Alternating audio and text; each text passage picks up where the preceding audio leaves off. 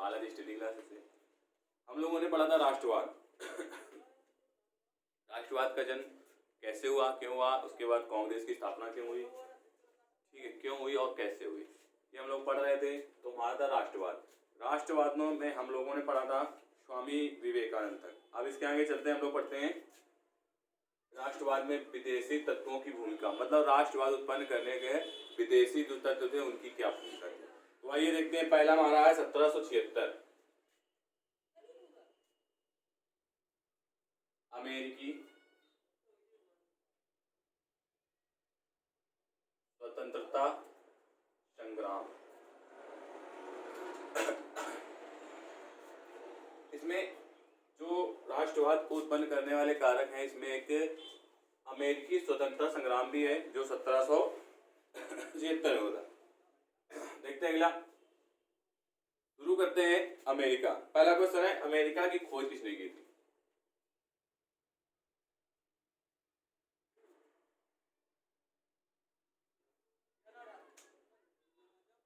जो अमेरिका की खोज की थी वो था हमारा कोलंबस। अमेरिका की खोज कोलंबस ने की थी और ये एक पुर्तगाली यात्री था। अब कब की थी, तो हमारी इसने की थी 1492। तो कोलंबस था वो दरअसल क्या करना चाहता था, वो भारत की खोज करना चाहता था, लेकिन वो पहुंच कहाँ गया, अमेरिका। और कब पहुंचा, 1492 में। अब जब अमेरिका पहुंचा तो यहाँ हम लोगों ने अमेरिका खोज की नहीं की, कोलंबस ने की, तो पुर्तगाली यात्री था 1492 में। अब जब अमेरिका कोलंबस पहुंचा तो उसके पूर्व जो लोग वहां पे रहते थे वो कौन थे।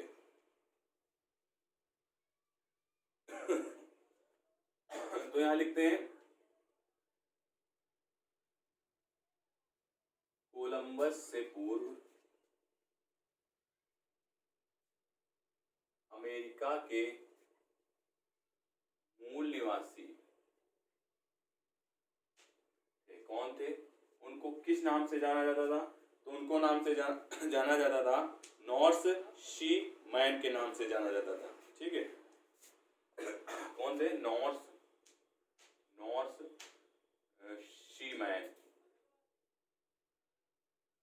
उनको नॉर्थ सी मैन के नाम से जाना जाता था, जो अमेरिका के मूल निवासी थे। अब जब अमेरिका वो पहुंच गया, ठीक है, अमेरिका जब पहुंच गया तो कब पहुंचा, 1498 में। तो अमेरिका पहुंचकर उसने देखा वहां के लोगों को, तो उसने जो अमेरिका कोलंबस यहाँ पे जो कोलंबस था उसने अमेरिका के लोगों को देखा तो उसको लगा कि हम इंडिया पहुंच गए, तो उसने उसको वहां के निवासी को क्या कहा, रेड इंडियन।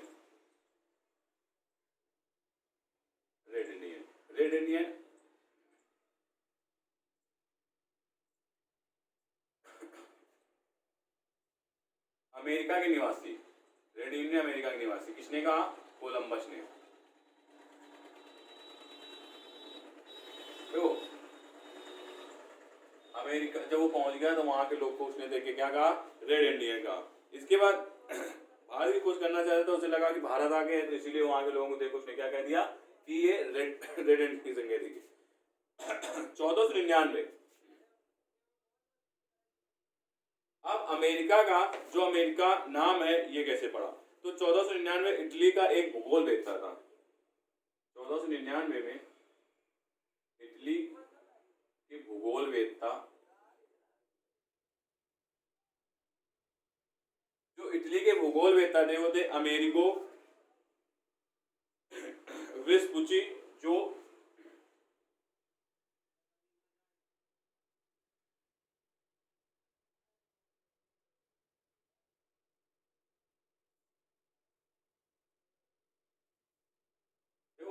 ये थे अमेरिगो वेस्पुची। अमेरिगो जो वेस्पुची थे इन्हीं के नाम पे उसका नाम क्या पड़ा था, अमेरिका। ठीक है, और ये कहा, दक्षिणी अमेरिका महाद्वीप में गया, जहां के लोगों को देखकर उसे नई दुनिया का पता चला। ये दक्षिण अमेरिका गया। अब जब अमेरिका पहुंच गया तो वहां के लोगों को किसने देखा, तो लिखते हैं वहां के लोगों को देखकर उसे नई दुनिया कहा। क्वेश्चन ये भी आता है कि नई दुनिया की खोज किसने की, तो अमेरिगो वेस्पुसी। और अमेरिगो के सम्मान में उसे अमेरिका नाम दे दिया गया, जो बाद में दक्षिणी अमेरिका और उत्तरी अमेरिका में थे। और अमेरिगो जो था, इसी के सम्मान में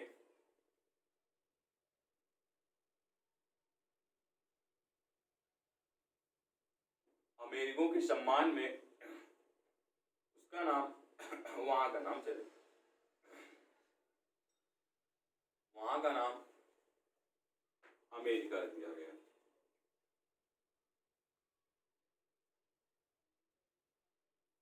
अमेरिका रख दिया गया, ठीक है। इसके बाद देखते हैं, और बाद में उसे दक्षिण अमेरिका और उत्तरी अमेरिका की संज्ञा दी गई। अब जब कोलंबस पहुंचा था, तो अब देखते हैं अगला पॉइंट, जो कोलंबस था हमारा, कोलंबस से पूर्व अमेरिका में कितनी सभ्यताएं विकसित थी, तो कोलंबस से पूर्व अमेरिका में 2 सभ्यताएं थी। जब कोलंबस पहुंचा था, उससे पूर्व अमेरिका में 2 सभ्यताएं थी। वो कौन सी थी? एक हमारी थी माया सभ्यता, नंबर 1 माया सभ्यता। दूसरा नंबर है एज़टेक सभ्यता।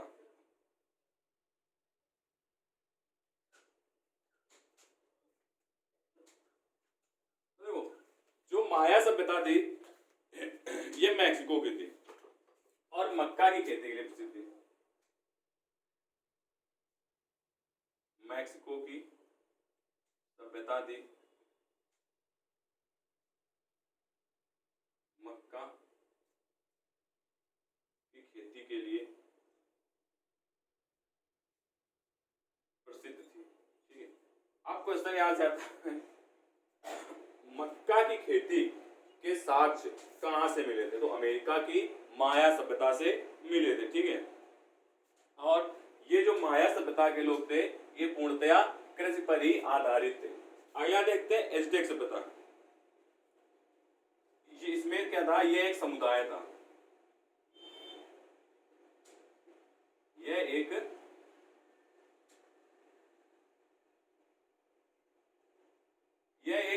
समुदाय था जिसमें पुरोहित या अभिजात वर्ग शामिल था। देखो, अमेरिका में 2 सभ्यताएं थी। पहली थी माया सभ्यता, जो मैक्सिको की सभ्यता, इसे मैक्सिको की सभ्यता भी कहा जाता है, ठीक है। जो यहाँ के लोग थे वो पूर्णतया कृषि पर आधारित थे। यहाँ पे मक्का की खेती प्रसिद्ध थी, मतलब मक्का की खेती के लिए सभ्यता प्रसिद्ध थी। इसके बाद एज़टेक सभ्यता, यह एक समुदाय था जिसमें पुरोहित या अभिजात वर्ग शामिल था, ठीक है। आगे चलते हैं, देखते हैं जो अमेरिका है, अमेरिका में यूरोपीय देशों से लोगों के पहुंचने के कारण, मतलब अमेरिका में यूरोपीय देशों से लोग क्यों पहुंचे, उसका पहुंचने का कारण क्या था, क्यों पहुंचे और क्यों गए।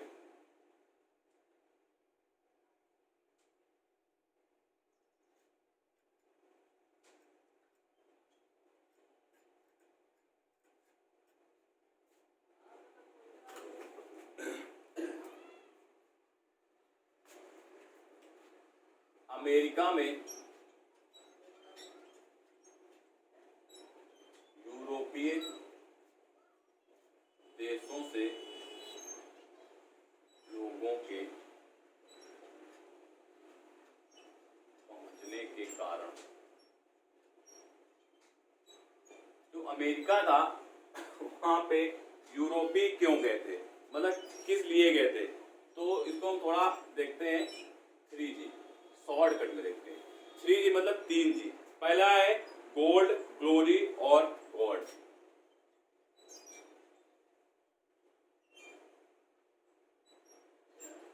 गोल्ड मतलब सोना, मतलब पैसा। ये लोग क्या करते थे? पैसा कमाना चाहते थे, पैसा कमाना चाहते थे। यूरोपीय लोग पैसे कमाने के लिए वो अमेरिका गए ठीक है, पैसे के लिए। और दूसरा है ग्लोरी। ग्लोरी मतलब क्या करना चाहते थे ये लोग? उपनिवेश, उपनिवेश स्थापित करना चाहते थे। जो यूरोपीय लोग थे वो लोग अपना उपनिवेश अमेरिका में स्थापित करना चाहते थे। और तीसरा हमारा गॉड मतलब धर्म का प्रचार।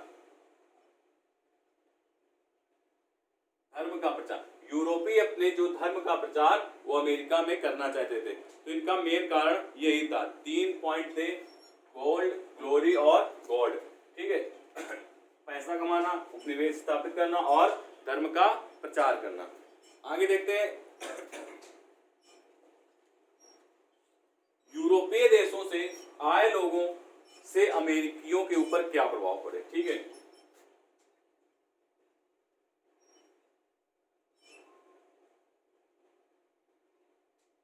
यूरोपीय देशों से आए लोगों से अमेरिकी लोगों पर पड़े प्रभाव, क्योंकि जो दूसरे देश से आ गए ये लोग और आने के बाद बस गए, तो उससे जो अमेरिका के लोग थे उन पर क्या प्रभाव पड़ा, तो ये हम लोग जानते हैं। ठीक है, पहला क्या हुआ, संस्कृति और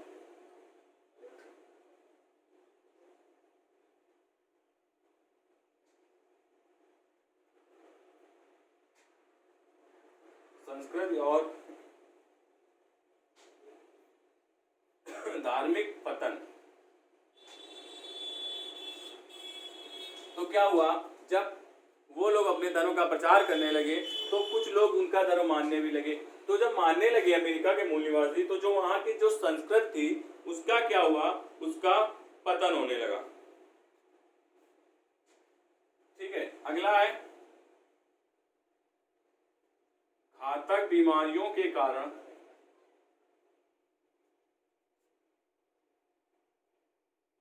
जनसंख्या की कमी।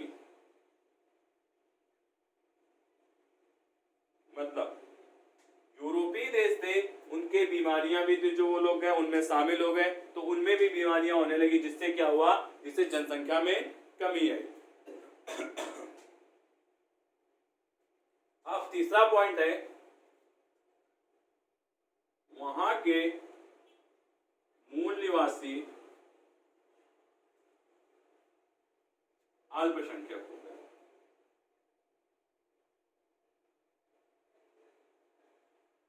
देखो, जब यूरोप से व्यक्ति अमेरिका में पहुंच गए तो क्या हुआ, जो अमेरिका के जो मूल निवासी थे वो अल्पसंख्यक क्यों हो गए, क्योंकि इन्होंने अपने धर्म का प्रचार किया और इनके धर्म को मानने वालों की संख्या ज्यादा बढ़ गई और यूरोपीय अमेरिका में अधिक से अधिक संख्या में पहुंच गए। इससे वहां के जो मूल निवासी थे तो वो अल्पसंख्यक हो गए।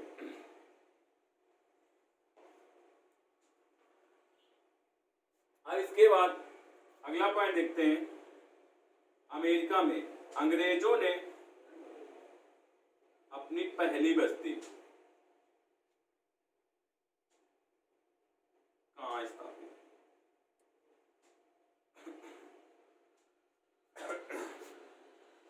तो अंग्रेजों ने अपनी पहली बस्ती कहाँ स्थापित की, तो स्थापित की थी हमारे जेम्स टाउन। जेम्स टाउन में स्थापित की अंग्रेजों ने अपनी पहली बस्ती। और कब स्थापित की, तो 1607 ईस्वी में अंग्रेजों ने अपनी पहली बस्ती जेम्स टाउन में स्थापित की। ठीक, अब देखते अमेरिका में कुल कितनी अंग्रेजी बस्तियां थी, तो लिखते हैं यहां पे अमेरिका में कुल अंग्रेजों की बस्तियां, अंग्रेजों कितनी बस्तियां थी, तो वो थी 13 बस्तियां। मतलब टोटल अमेरिका में अंग्रेजों ने अपनी 13 बस्तियां स्थापित की। ठीक है, आइए आगे चलते हैं। अब देखते हैं इन्होंने 13 बस्तियां स्थापित की, वो कहां कहां पे की। ठीक है,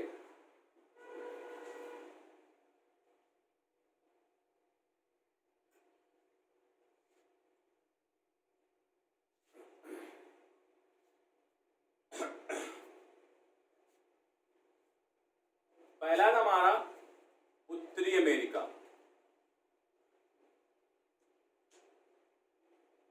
दूसरा है मध्य अमेरिका और तीसरा है दक्षिण अमेरिका।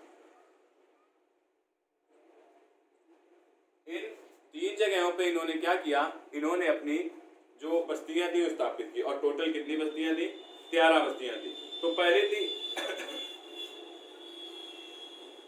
रेड आई नेट, रेड आई नेट पहली बस्ती का नाम था, मतलब पहली बस्ती कहाँ स्थापित की, तो सॉरी यहाँ पे रॉड आई नेट, रॉड आइलैंड में स्थापित की। ठीक है, इसके बाद new hemp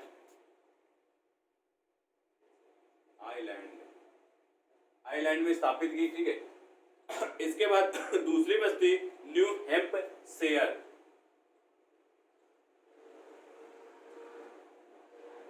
new hemp share, ये कहाँ थे, उत्तरी अमेरिका। पहला रॉड आइलैंड, दूसरा था न्यू हैम्प शेयर और तीसरा था मेसा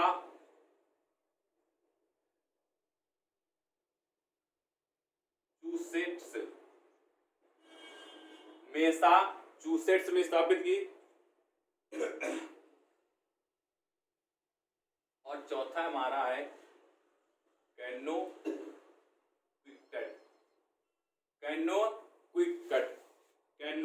क्विकट में स्थापित की। ठीक है, ये 4 बस्तियां कहां स्थापित की, उत्तरी अमेरिका में। अब आइए चलते हैं मध्य अमेरिका की तरफ। पहली थी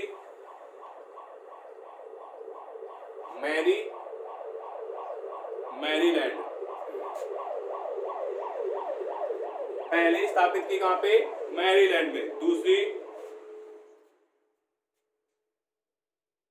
पेंसिल्वेनिया में स्थापित की, पेंसिल्वेनिया। ठीक है, ये मध्य अमेरिका के हैं। तीसरी थी हमारी न्यू जर्सी,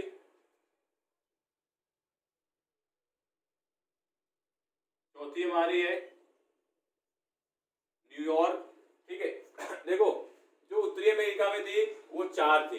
ठीक है, पहला था Rhode Island, New Hampshire, Massachusetts और कैनो-क्विकट। अगला है मध्य America, Maryland, Pennsylvania, New Jersey, न्यूयॉर्क और एक और थी डिलावेयर।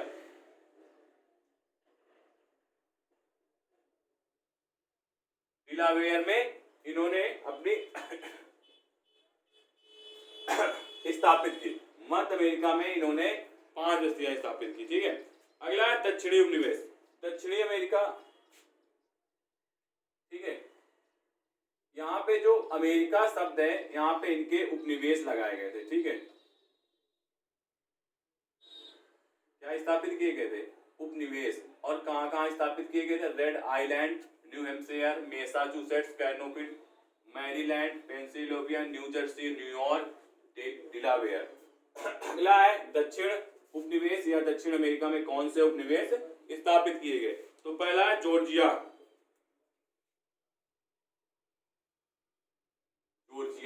पहला लगाया गया इनका उपनिवेश जॉर्जिया में।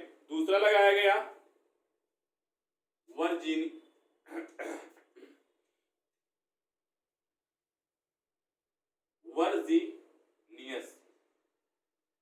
दूसरा लगाया गया हमारा वर्जीनियस में।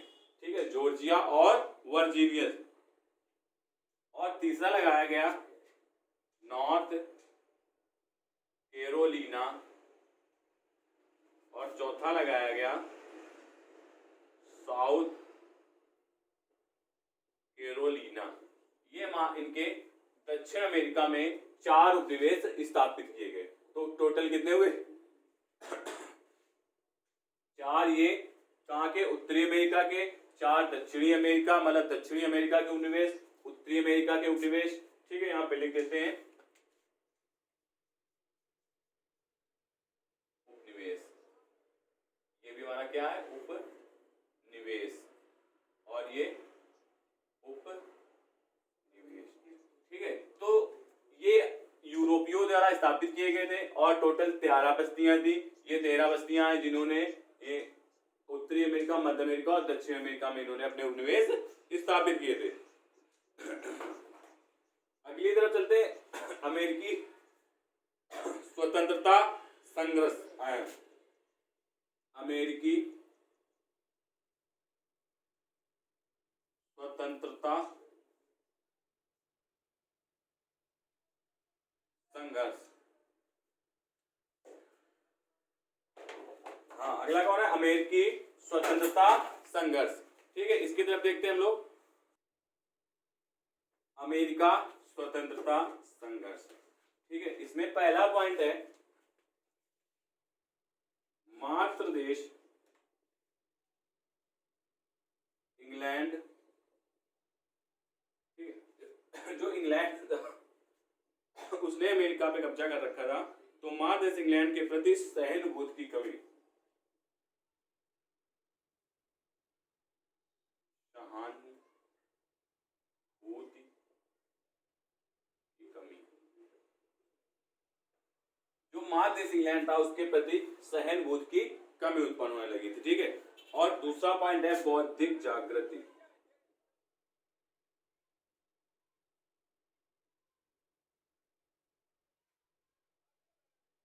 बौद्धिक जागृति। ठीक है, बौद्धिक जागृति हो चुकी थी।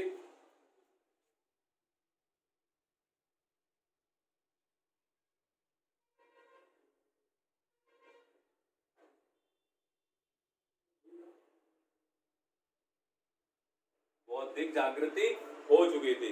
इसका प्रमाण में कहां से मिलता है? बेंजामिन फ्रैंकलिन ने अमेरिकन फिलॉसफी सोसाइटी की स्थापना की। बेंजामिन फ्रैंकलिन ने अमेरिकन सोसाइटी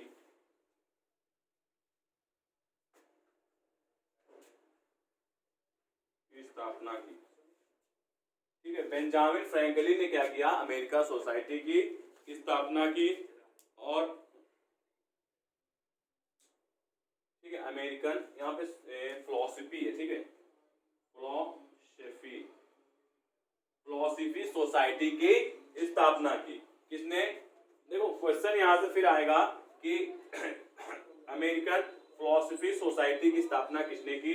तो बेंजामिन फ्रैंकलिन ने अमेरिकन फिलॉसफी सोसाइटी की स्थापना की। इसके बाद टॉमस पेन ने क्या किया? टॉमस पेन ने क्या किया था? टॉमस पेन ने कॉमन सेंस नामक पुस्तक लिखी। टॉमस पेन ने कॉमन सेंस नामक पुस्तक लिखी। ठीक है, कॉमन सेंस नामक पुस्तक लिखी। अब क्वेश्चन है, कॉमन सेंस पुस्तक के लेखक कौन है? तो कौन है? Thomas pen. टॉमस पेन जो है वो कॉमन सेंस के लेखक हैं। अब इन्होंने 1636 में अमेरिकन हार्वर्ड कॉलेज की स्थापना की। तो ठीक है, आपको बता दे रहे हैं 1636 में टॉमस पेन ने अमेरिका में कैम्ब्रिज हार्वर्ड कॉलेज की स्थापना की। तो लिख देते हैं,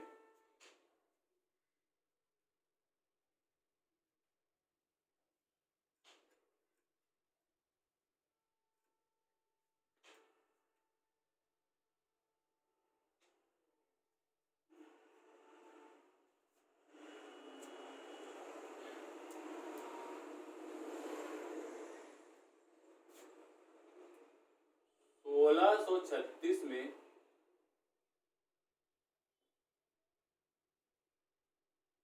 टॉमस पेन ने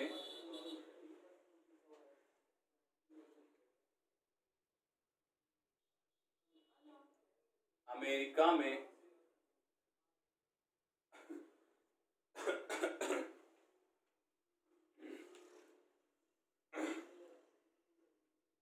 अमेरिका में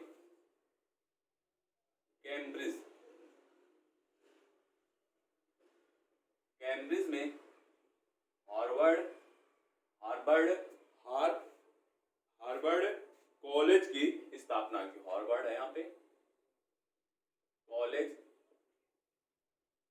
की स्थापना।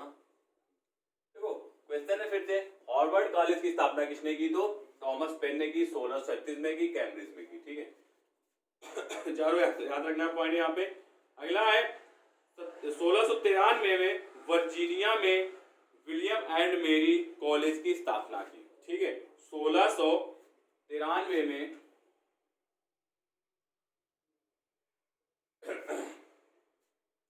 वर्जीनिया में विलियम एंड मेरी कॉलेज की स्थापना की।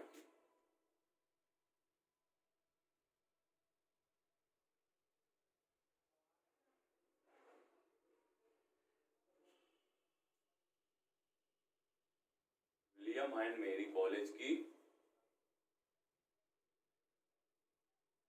स्थापना। ठीक है, किसने की? तो इन्होंने की थी थॉमस पेन यहाँ पे आएगा। थॉमस पेन ने ये दोनों काम किए थे। इसके बाद थॉमस पेन ने एक काम और किया था 1704 में, बोस्टन न्यूज लेटर।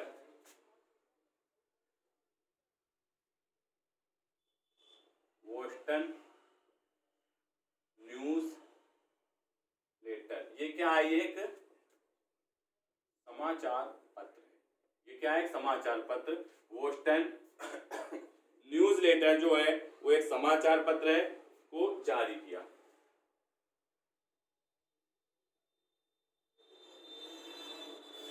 ठीक है, तो याद रखना ये 3 पॉइंट है हमारे पास।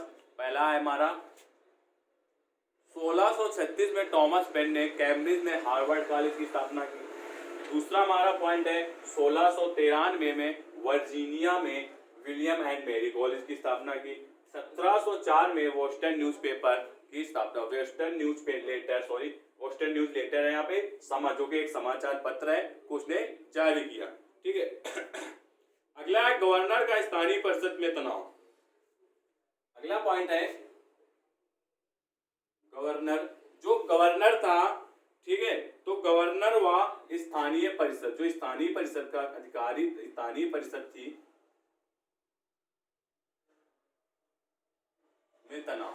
तो देखो यहाँ पे क्या हुआ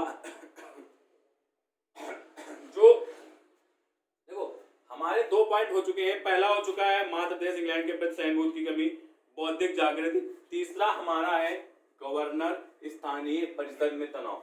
अब देखो जो इंग्लैंड का गवर्नर था और जो अमेरिका की स्थानीय परिषद थी, उसमें क्या हुआ था? उसमें तनाव की स्थिति उत्पन्न हो गई थी। तो ये भी एक अमेरिका की स्वतंत्रता के संघर्ष का एक कारण बना था। ठीक है, अगला है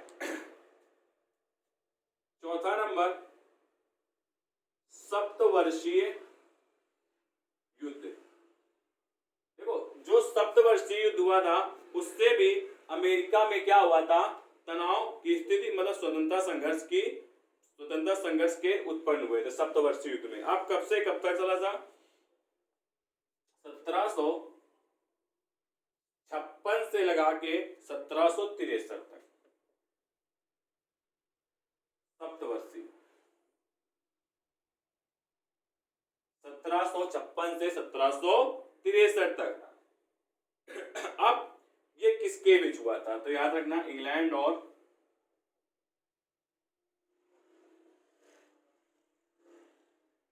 फ्रांस के बीच। याद रखना इंग्लैंड और फ्रांस के बीच हुआ था सप्तवर्षीय युद्ध। किसको लेकर? तो कनाडा को लेकर। कनाडा को लेकर इंग्लैंड और फ्रांस के बीच क्या हुआ था? सप्तवर्षीय युद्ध 1756 से 1763। ठीक है, इंग्लैंड और फ्रांस के बीच किसको लेकर? कनाडा को लेकर। ठीक है, इसके बाद सम्राट जॉर्ज तृतीय की गलत आर्थिक नीति। सम्राट जॉर्ज तृतीय की गलत आर्थिक नीति। जो सम्राट था वो जॉर्ज तृतीय था, उसने गलत आर्थिक नीति अपनाई थी, जिसके कारण स्वतंत्रता संघर्ष शुरू हुआ, जिसमें, ठीक है, जिसके कारण स्वतंत्रता संघर्ष शुरू हुआ। इस अधिनियम पीएम एनविले ने पेश किया था। ठीक है, इसमें कुछ अधिनियम थे जो पीएम एनविले ने पेश किए। अगला पॉइंट है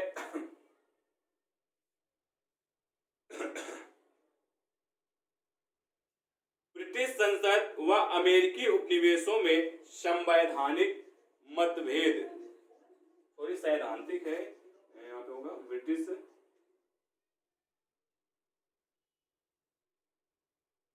संसद, जो ब्रिटिश की संसद थी उसमें, और अमेरिकी उपनिवेश, जो उन्होंने अमेरिका में उपनिवेश स्थापित किए थे।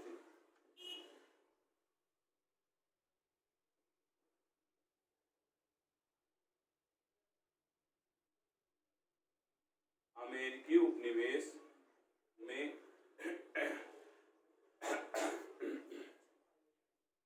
सैद्धांतिक मतभेद,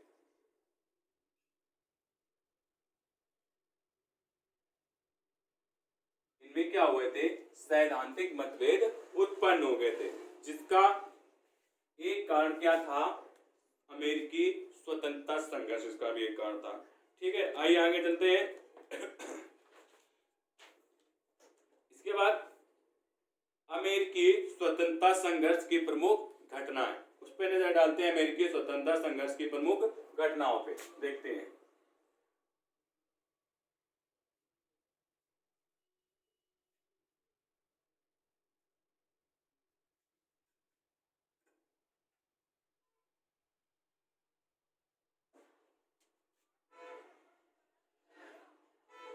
अमेरिकी स्वतंत्रता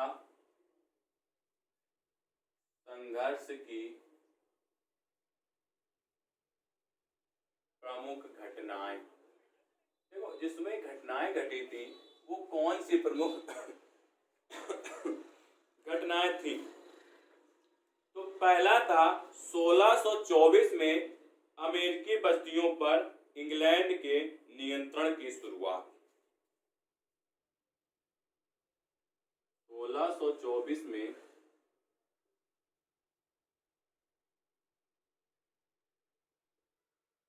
अमेरिकी बस्तियों पर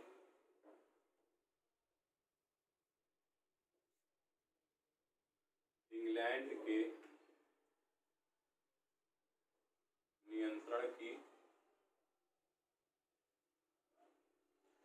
शुरुआत। इंग्लैंड ने 1624 में अमेरिकी बस्तियों, जो अमेरिकी बस्तियां थी उस पर इंग्लैंड के नियंत्रण, मतलब इंग्लैंड ने उस पर नियंत्रण करना शुरू कर, मतलब उस पर अधिकार करना शुरू कर दिया था। ठीक है, ठीक है, 1624 में क्या हुआ, अमेरिकी बस्तियों पर इंग्लैंड के नियंत्रण की शुरुआत। अब जो इंग्लैंड के नियंत्रण की शुरुआत थी वो किससे हुई, तंबाकू के व्यापार के नियंत्रण से हुई। तंबाकू के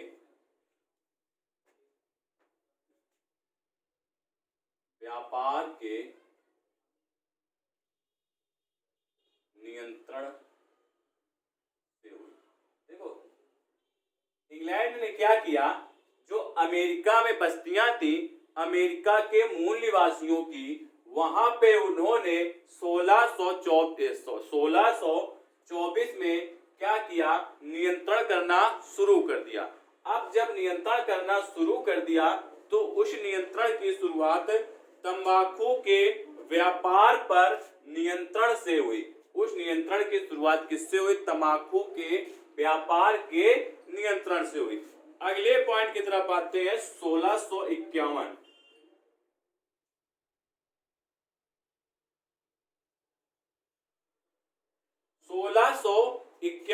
1651 में नेविगेशन एक्ट आया। कौन सा एक्ट आया, नेविगेशन एक्ट। अब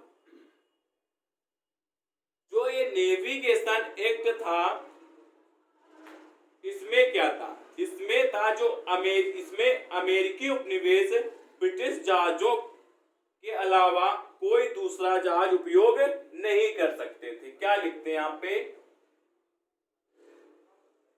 अमेरिकी उपनिवेश ब्रिटिश जहाजों के अलावा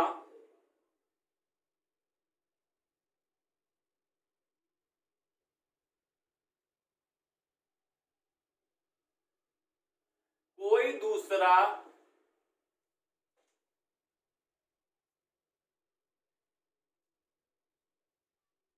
जहाज उपयोग नहीं कर सकते, नहीं कर सकते। मतलब नेविगेशन जो एक्ट पारित किया गया, तो इसमें इंग्लैंड ने साफ तौर पर कह दिया, क्या कह दिया इस एक्ट में, कि जो अमेरिकी उपनिवेश हैं, जो अमेरिका में उपनिवेश स्थापित हैं, वो अपना सामान ले जाने और लाने के लिए सिर्फ और सिर्फ ब्रिटिश जहाज का ही प्रयोग करेंगे। ब्रिटिश जहाज के अलावा कोई दूसरा जहाज वो नहीं ले जाएंगे। अब अगला है 1765। 1765 में क्या हुआ? पीएम ग्रानविले ने इस्तीफा दिया। ठीक है, पीएम जो प्रधानमंत्री थे ग्रानविले ने इस्तीफा दिया। अब जो पीएम थे ग्रानविले, इन्होंने इस्तीफा दे दिया। इस्तीफा क्यों दे दिया? क्वेश्चन ये है, इस्तीफा इन्होंने क्यों दिया? इस्तीफा इसलिए दिया कि इन्होंने 4 एक्ट पारित किए थे। ठीक है, जो 4 एक्ट थे उसमें से sugar act, currency act, quartering act और स्टाम्प एक्ट। तो ठीक है, और जो क्वार्टरिंग एक्ट था वो सैनिकों के लिए था। स्टाम्प एक्ट जो गैर न्यायिक मतलब न्यायिक और गैर न्यायिक स्टाम्प ड्यूटी, मतलब जो न्यायिक और गैर न्यायिक थे उस पे स्टाम्प ड्यूटी कर लगाने के लिए था। तो ये 4 एक्ट थे। फिर से हम आपको 4 एक्ट के नाम बता रहे हैं। पहला था शुगर एक्ट, दूसरा था हमारा करेंसी एक्ट, तीसरा था क्वार्टरिंग एक्ट, चौथा था हमारा स्टाम्प एक्ट। ठीक है, स्टाम्प एक्ट। तो इन्होंने क्या किया? 1765 में ग्रेनविले ने इस्तीफा दे दिया। इस्तीफा क्यों दिया? क्योंकि जो 4 एक्ट थे इनका एक जमकर विरोध हुआ था। तो विरोध के चलते इन्होंने क्या किया? इन्होंने अपना इस्तीफा दे दिया। अब अगला पॉइंट है 1765 में, फिर वही आया सन 1765 में रॉकिंघम पीएम बने।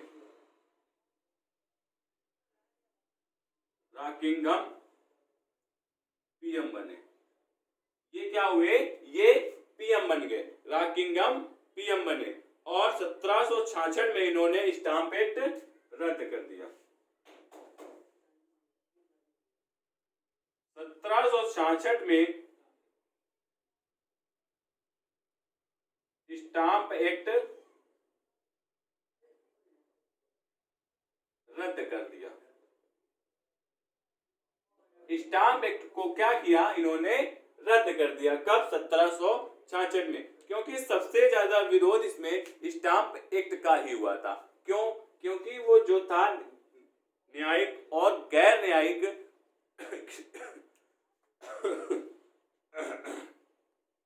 जो स्टाम्प थे, न्यायिक और गैर न्यायिक स्टाम्प, उसमें क्या था? इन्होंने ड्यूटी कर लगाना चालू कर दिया। तो सबसे पहले इन्होंने इसका विरोध सबसे ज्यादा हुआ था, इन्होंने इसको ही इस एक्ट को रद्द कर दिया। इसके बाद आगे चलते हैं 1767। 1767 में क्या हुआ? 1767 में विलियम पिट पीएम बने।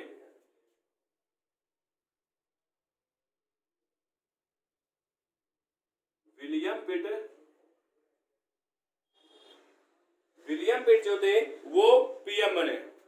और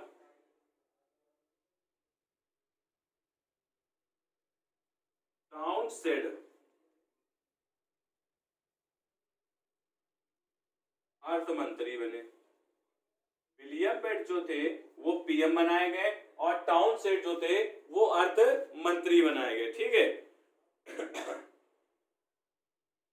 जिन्होंने क्या किया, जो टाउनसेट थे इन्होंने, लिख देते हैं यहाँ पे, टाउनसेट ने क्या किया, जब अर्थ मंत्री ये बन गए तो इन्होंने एक योजना लागू की जिसमें इन्होंने 5 वस्तुओं पर कर लगाया। टाउनसेट ने एक योजना लागू की जिसके तहत इन्होंने 5 वस्तुओं पर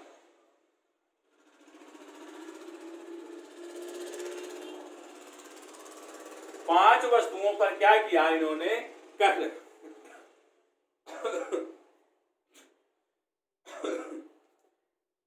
अब 5 वस्तुएं कौन सी थी? वो पहली वस्तु थी, चलो ऊपर ले देते हैं,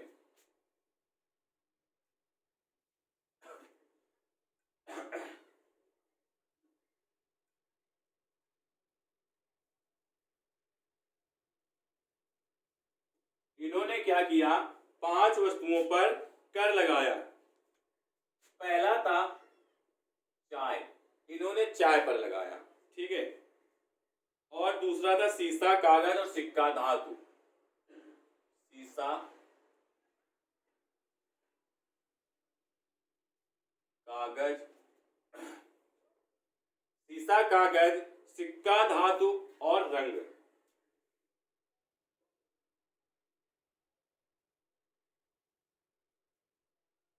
और पांचवा है हमारा रंग पर कर लगाया। इन्होंने क्या किया, जो टाउनशिप थे इन्होंने 5 वस्तुओं पर कर लगा दिया। सीसा, चाय, कागज, सिक्का, धातु, रंग पर इन्होंने क्या किया, कर लगा दिया। ठीक है। अब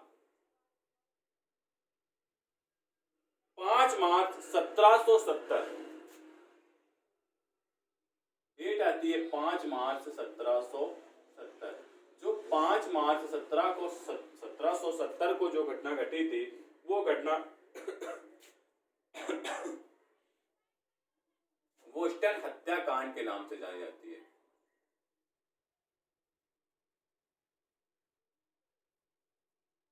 बोस्टन हत्याकांड। अब जो बोस्टन हत्याकांड था ये क्यों घटित हुआ था? तो इन्होंने जो 5 वस्तुओं पर कर लगाया था उसके विरोध में ये हत्याकांड हुआ था। और किसके बीच हुआ था? सैनिक और उपनिवेशों के बीच मतलब मुठभेड़ हुई थी जिसमें उपनिवेशवादी मारे गए थे। बोस्टन हत्याकांड में 5 वस्तुओं के कर का विरोध किया। बोस्टन हत्याकांड के नाम से जाता है, यहाँ पे लिखते हैं, इसमें 5 वस्तुओं के कर का विरोध हुआ। तो जो 5 वस्तुओं पे कर लगाया गया था, चाहे सीसा, कागज, सिक्का, धातु और रंग पर, उसका विरोध इसमें हुआ। और जब विरोध हुआ तो ये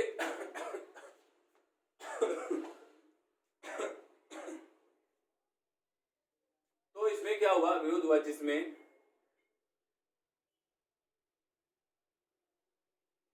सैनिक के साथ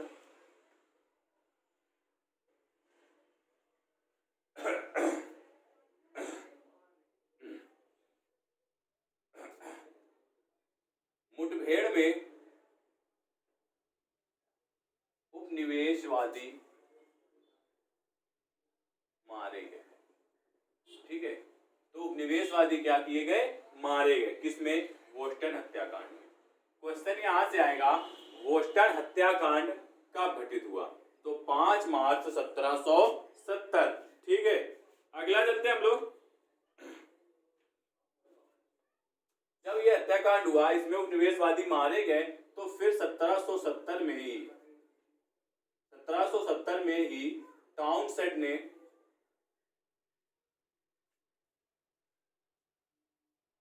टाउनसेंड ने कर समाप्त कर दिया।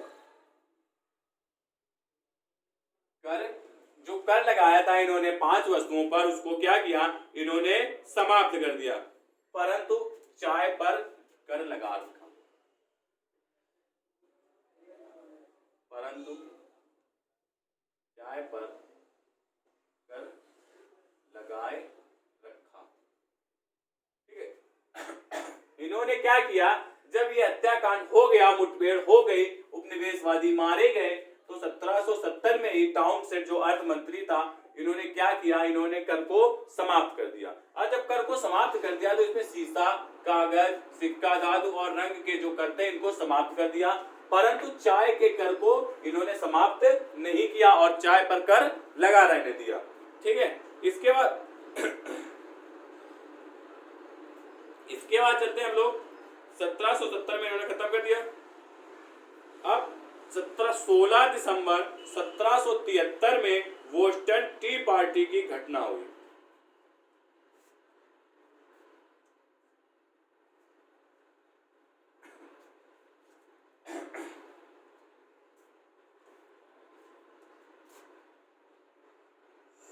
दिसंबर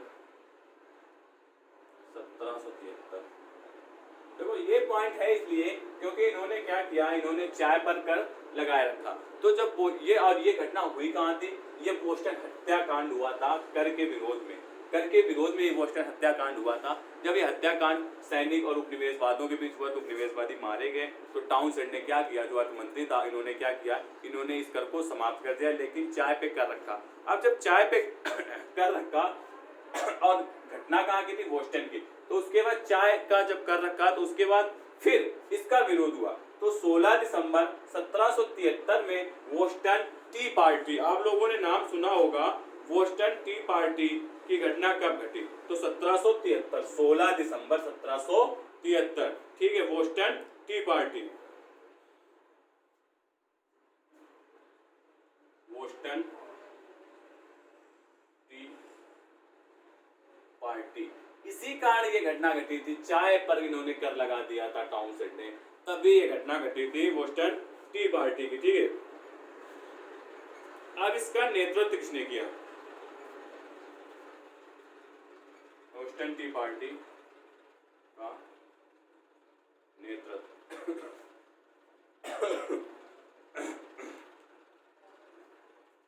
सैमुअल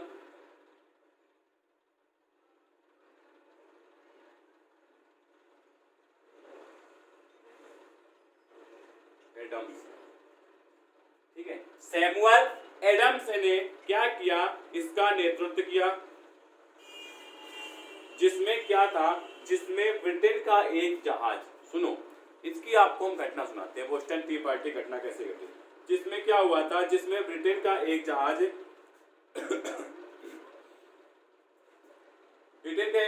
बोस्टन में चाय की पेटियां लेकर पहुंचा था, जिसमें लगभग 340 पेटियां थी। उसमें वहां के उपनिवेशवादी थे, तो उपनिवेश क्रांतिकारियों ने क्या किया, कुली का वेश रख लिया और जहाज पर चढ़ गए। और जहाज पर चढ़ने के बाद क्या किया, इन्होंने जो पेटियां थी 340 उनको सभी एक एक करके समुद्र में फेंकना चालू कर दिया और समुद्र में फेंक दिया। तो ठीक है, इस घटना के बारे में लिखते हैं हम लोग, इसका नेतृत्व सैमुअल एडम्स ने किया।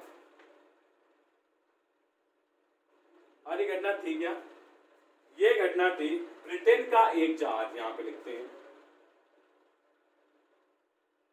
ब्रिटेन का एक जहाज क्या कर रहा था, चाय की पेटियां लेकर बोस्टन आया, चाय की पेटियां लेकर बोस्टन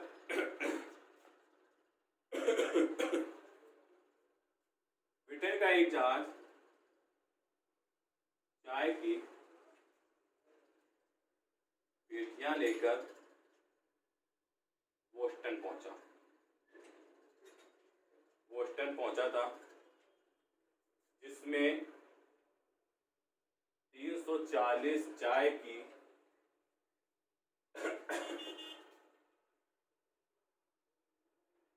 पेटियां थी। चाय की पेटियां थी, देखो 340 चाय की पेटियां थी, इसमें उपनिवेशवाद के जो क्रांतिकारी थे वो इसमें चढ़ गए। ठीक है, वहां के जो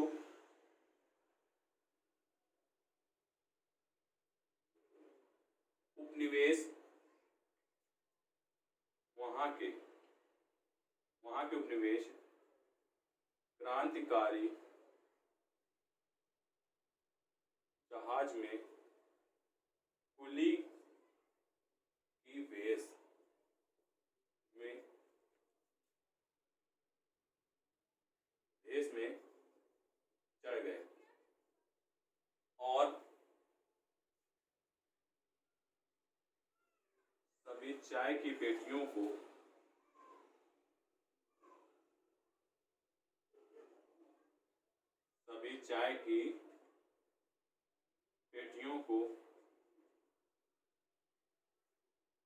समुद्र में फेंक दिया।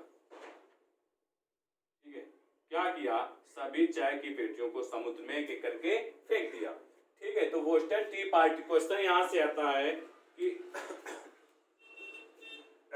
बोस्टन टी पार्टी की घटना हुई कब थी, तो कब हुई थी, 16 दिसंबर 1773। इसका नेतृत्व किसने किया था, सैमुअल एडम्स ने। क्यों हुई थी, क्योंकि इसमें क्या किया था, टाउनशेंड ने चाय पर इन्होंने कर लगा दिया था, इसलिए ये घटना घटी थी। ठीक है, और इसमें चाय पैक करके विरोध में क्रांतिकारियों ने क्या किया था, सभी पेटियों को उठाकर समुद्र में फेंक दिया था। ठीक है, इसके बाद आगे चलते हैं 5 सितंबर 1774।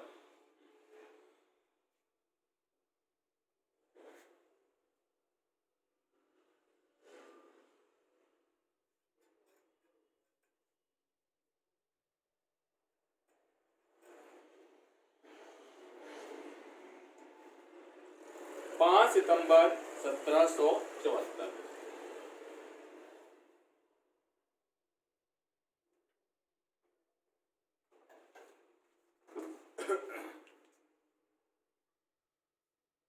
प्रथम महाद्वीपीय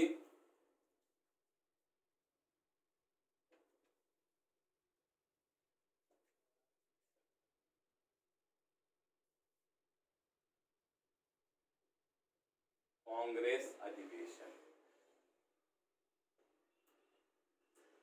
देखो, जो प्रथम महाद्वीपीय कांग्रेस अधिवेशन था अमेरिका का, वो 5 सितंबर 1774 को हुआ था। ठीक है, इसमें क्या हुआ था, इसमें जॉर्जिया को छोड़कर, मतलब जो जॉर्जिया था अमेरिका का, उसको छोड़कर सभी शामिल हुए थे। ठीक है, जॉर्जिया जो जगह थी अमेरिका की, उस जगह के जो उपनिवेश थे उसको छोड़कर बाकी सभी उपनिवेशवादी शामिल हुए थे। और इसका उद्देश्य क्या था, इस जो प्रथम महाद्वीपीय कांग्रेस अधिवेशन था, इसका जो उद्देश्य था वो क्या था, उद्देश्य लिखते हैं यहाँ पे, अपने अधिकारों की मांग करना।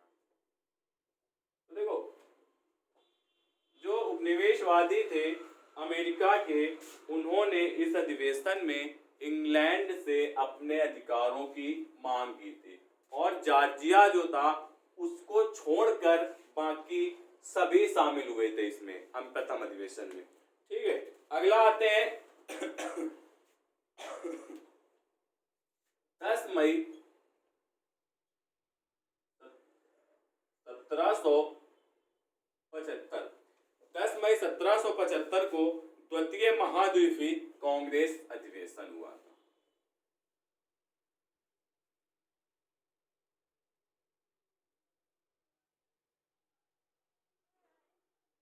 कांग्रेस अधिवेशन। ठीक है, दूसरा कांग्रेस का अधिवेशन अमेरिका का 10 मई 1775 को हुआ था।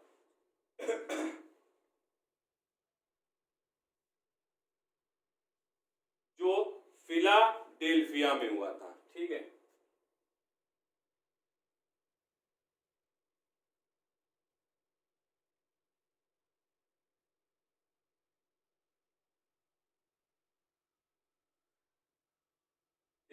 जो कहाँ हुआ था, फिलाडेल्फिया में हुआ था, जिसका नेतृत्व हैनकॉक ने किया था।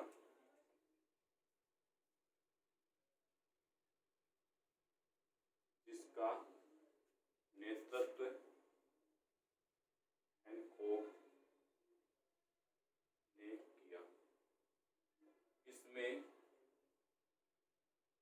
सभी उपनिवेश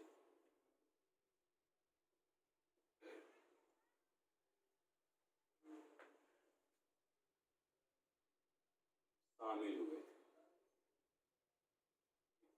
जो ये दूसरा वाला अधिवेशन था, इसमें क्या हुआ थे, इसमें सभी उपनिवेश शामिल हुए थे। ठीक है। 15 जून को वाशिंगटन को से इसमें क्या किया गया, इसी में क्या किया गया, मई में हुआ। और 15 जून को जो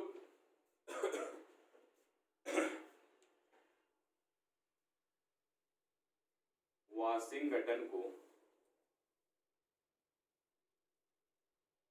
सेनापति नियुक्त किया। ठीक है, वाशिंगटन को क्या किया गया, वाशिंगटन को सेनापति नियुक्त किया गया और स्वतंत्रता का घोषणा पत्र तैयार किया गया।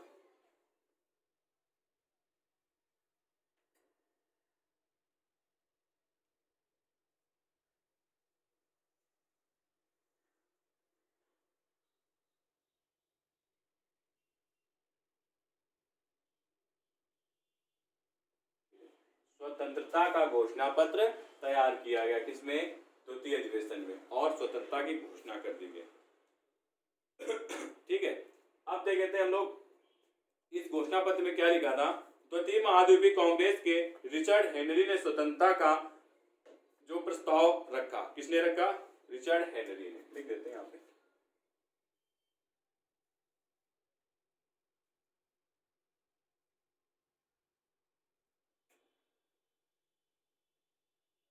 स्वतंत्रता का प्रस्ताव, क्योंकि क्वेश्चन पूछ देते हैं अमेरिकी की स्वतंत्रता का प्रस्ताव किसने रखा, तो रिचर्ड हेनरी ने स्वतंत्रता का प्रस्ताव रखा और जॉन एडम्स ने क्या किया, अनुमोदन किया।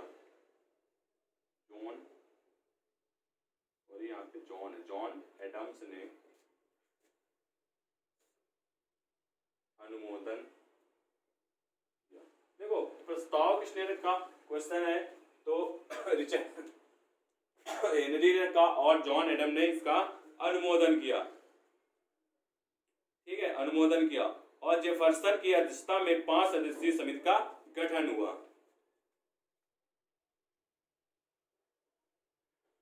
जेफरसन की अध्यक्षता में, मतलब जेफरसन को अध्यक्ष बनाया गया, अध्यक्षता में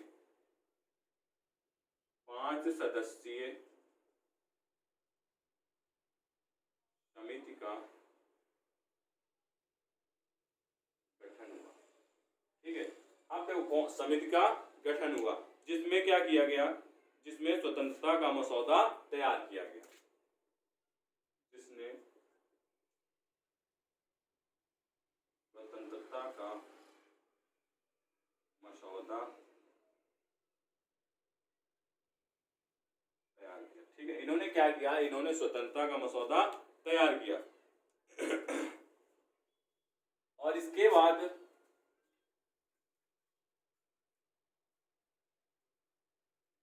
स्वतंत्रता का जब मसौदा तैयार हो गया, तो जो 2 जुलाई 1776 को कांग्रेस द्वारा प्रस्ताव स्वीकार कर लिया गया।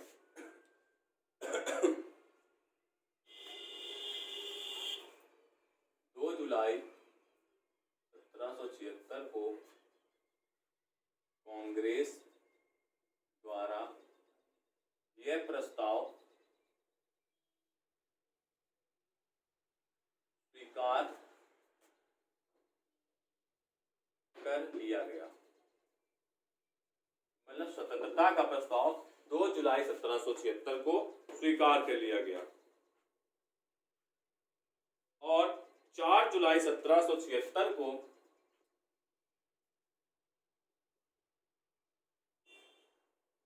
4 जुलाई 1776 को फिलाडेल्फिया में अमेरिका को स्वतंत्र घोषित कर दिया गया।